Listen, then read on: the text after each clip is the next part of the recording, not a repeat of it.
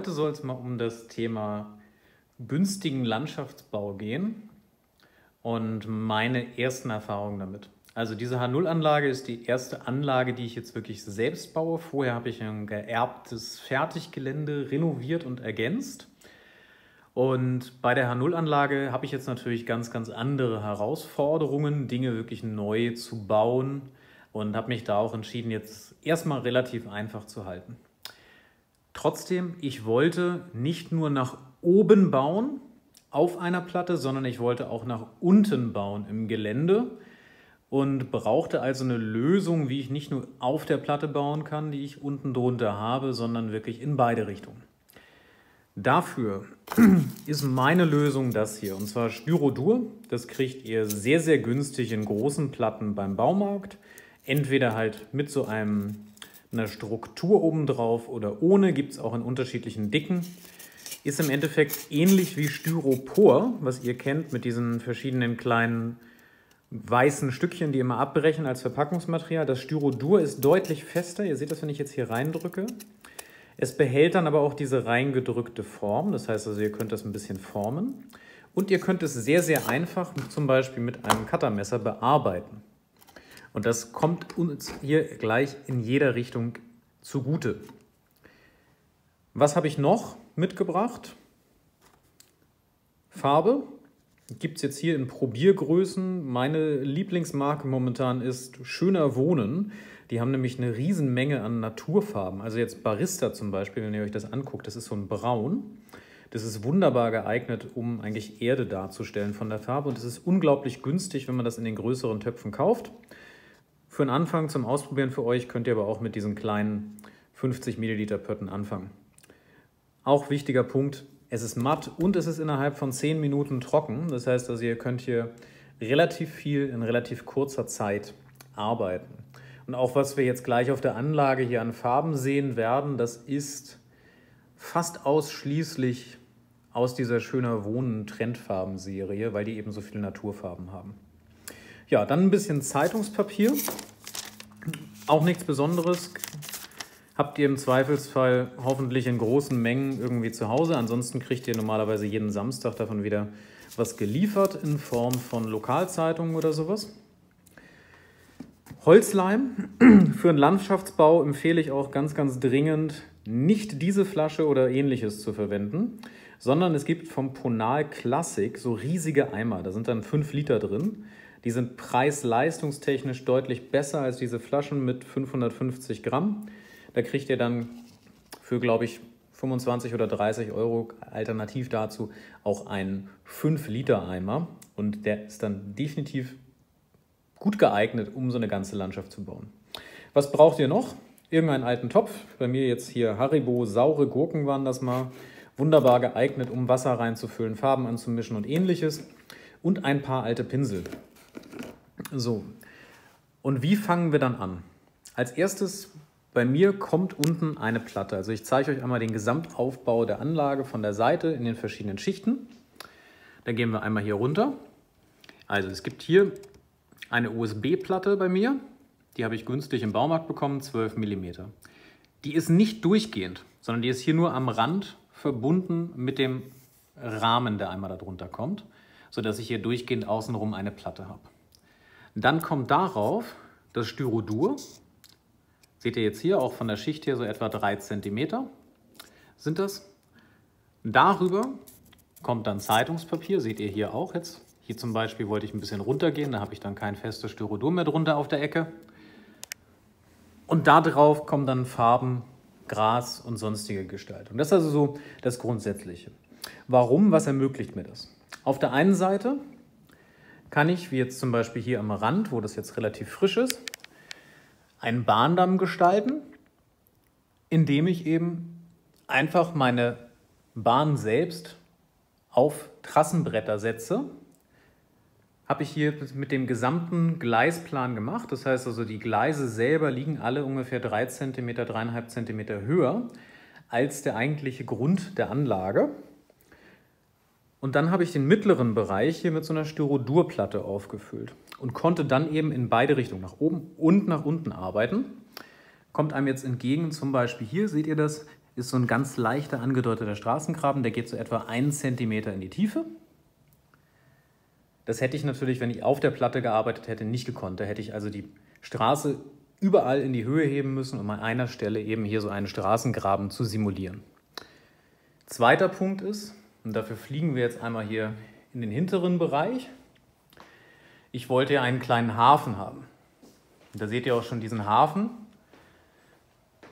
Und ich wollte es eben nicht so haben, dass das Wasser auf der gleichen Höhe ist, quasi wie die Bahn. Ich wollte es aber auch nicht so haben, dass das Wasser nach unten rausgeht, denn die Platte soll später unten eine einheitliche Maximaltiefe haben und da nicht weiter nach unten rausgehen oder so. Das wäre sehr unschön für das, was ich damit später vorhabe, weil ich sie eben vielleicht auch mal flach irgendwo rauflegen möchte. Ja, und dann kann man natürlich eben hier auch so wunderbar Abhänge gestalten und am Ende dann begrasen, die so ein relativ realistisches Bild geben von einem abfallenden Sandstrand. Ohne dass ich irgendwo eine Steigung habe. Das heißt also, ich fahre jetzt ja nicht vom Bahnhof eine Steigung hoch, um am Ende quasi höher zu sein als mein Hafen vom Eindruck her, sondern das Gleis ist alles auf einer Höhe und die Landschaft verändert sich in der Höhe. Das war so mein Ziel bei dem Ganzen. Ihr seht jetzt auch da hinten im hinteren Bereich, wenn wir da mal reingucken, also hier, dort, seht ihr diese höhere Düne mit der Steilküste oder dem steilen, abfallenden Bereich zum Gleis hin. Also auch alles das ist mit diesem Styrodur gebaut, im Endeffekt einfach nur in die Höhe gebaut. Und das Styrodur selber wiegt nämlich quasi nichts. Also dieses grüne Stück, was ich euch eben gezeigt habe, wiegt vielleicht 5 bis 10 Gramm. Und auch der gesamte Bereich hier drunter dann, wo das Styrodur drunter ist, wo ich also auch hier dann so kleine Straßengräben, Vertiefungen und ähnliches machen konnte, Erhöhungen im mittleren Bereich, auch da hinten. Das wiegt alles in Summe fast gar nichts. So, was habe ich hier schrittweise gemacht? Also, erster Schritt ist natürlich, dass man sich im Groben überlegt, wie soll die Landschaft aussehen, einzeichnet, gerade wo sollen Straßenverläufe sein. Da brauche ich dann ja einen geraden Unterbau drunter und da hilft es mir nicht weiter, wenn das so hügelig ist. Alle diese Dinge. Wenn ich das gemacht habe, kann ich dieses Styrodur hier mit einem Cuttermesser sehr, sehr einfach bearbeiten. Also da kann ich jetzt selbst hier mit einer Hand hier reinschneiden. Seht ihr, das ist relativ einfach. Und dann kann ich als nächstes anfangen, wenn ich da einen Schnittpunkt drin habe, eben Teile von diesem Styrodur rauszubrechen und bekomme dadurch dann schon mal eine relativ realistische Struktur. Das ist mit einer Hand jetzt natürlich nicht ganz optimal. So, da seht ihr, also so kann man das dann rausbrechen.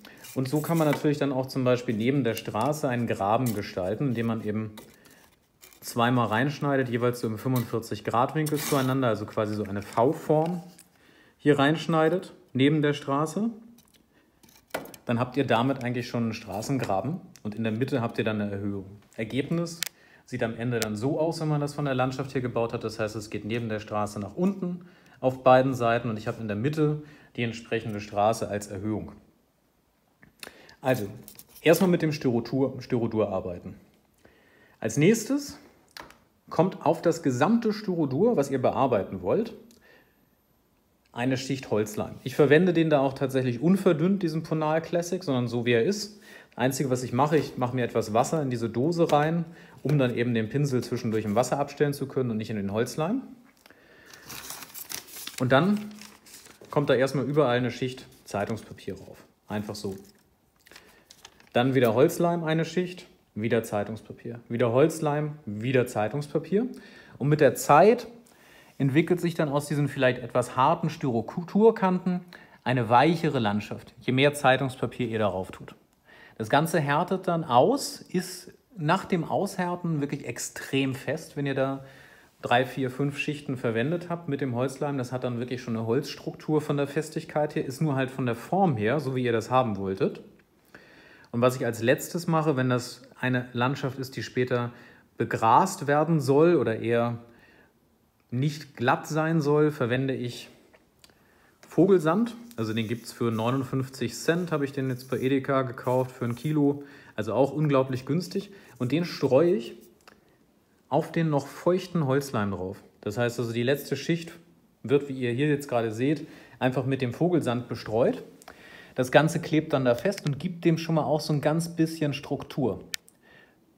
Als nächstes gibt es dann die Färbung für die entsprechenden Bereiche. Das heißt also, hier wird dann eine Wiese entstehen und unter der Wiese ist bei mir Erde, wie im echten Leben. Das heißt, hier kommt die braune Farbe hin und in die noch feuchte Farbe streue ich dann schon die erste Schicht von den kurzen Grasfasern. Oder wenn es schnell gehen will oder ich quasi eine Mischung haben möchte, dann teilweise auch kurze Fasern und längere Fasern zusammen. So. Und jetzt fragt ihr euch natürlich, wie sieht das alles am Ende aus? Haben wir hier auch so beispielhaft schon dabei. Diese Landschaft hier ist jetzt nach genau diesem Prinzip entstanden, wo die kleinen Kühe stehen. Also da seht ihr auch die Unterschiede in der Höhe vielleicht so ein bisschen, die da drin sind.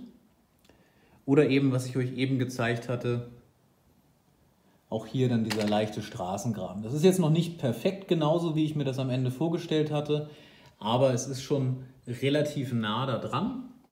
Und was man eben auch machen kann, wenn man jetzt hier in dem Bereich mal schaut, eben ist dann eine sehr, sehr glatte Oberfläche. Das ist das, was ihr hier habt, was bei mir dann den Sandstrand simulieren soll. Und diesen Sandstrand, den wollte ich eben nicht mit echtem Sand machen, weil das im Maßstab 1:87 dann einfach ein Kiesstrand geworden wäre. Insofern ist es hier glatt. Und auf das Zeitungspapier habe ich dann die Trendfarbe namens Sand aufgetragen. Und ich finde, es kommt jetzt auch im Video einigermaßen rüber. Es sieht wirklich nach Sand aus. Und interessant ist auch, wenn man jetzt den Vogelsand da drauf streut, sieht man da auch kaum einen farblichen Unterschied. Vielleicht noch ganz kurz einmal zur Festigkeit. Also ich habe es ja eben gesagt, das ist einfach nur Zeitungspapier hier.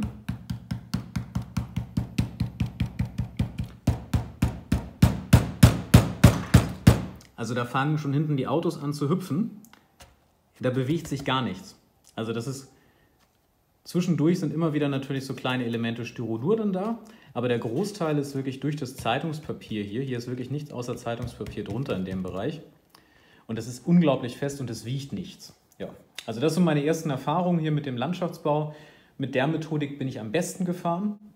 Was für mich gar nicht funktioniert hat, war die Variante mit Tapetenkleister und Zeitungspapier. Die habe ich auch versucht anzuwenden. Habe wahrscheinlich zu viel Feuchtigkeit verwendet und hatte dann das Ergebnis, dass ich eine Woche Trocknungszeit hatte. Also das ist hier in dem Bereich, habe ich ein bisschen Tapetenkleister mit Zeitungspapier teilweise verwendet. Das wird nicht ganz so fest, sondern das ist dann hier noch so beweglich. Also hier kann ich da so die Landschaft so ein bisschen bewegen noch. Und es hat eine Woche gedauert, bis es wirklich richtig durchgetrocknet war. Und bei der Variante mit dem Holzleim ist das nach 24 Stunden knallhart und staubtrocken und weiter zur Nachbearbeitung. Ja, ich hoffe, es hat euch gefallen. Vielleicht habt ihr auch noch coole Tipps, was man noch anders machen kann in dem Bereich oder wie ihr eure Landschaften gestaltet.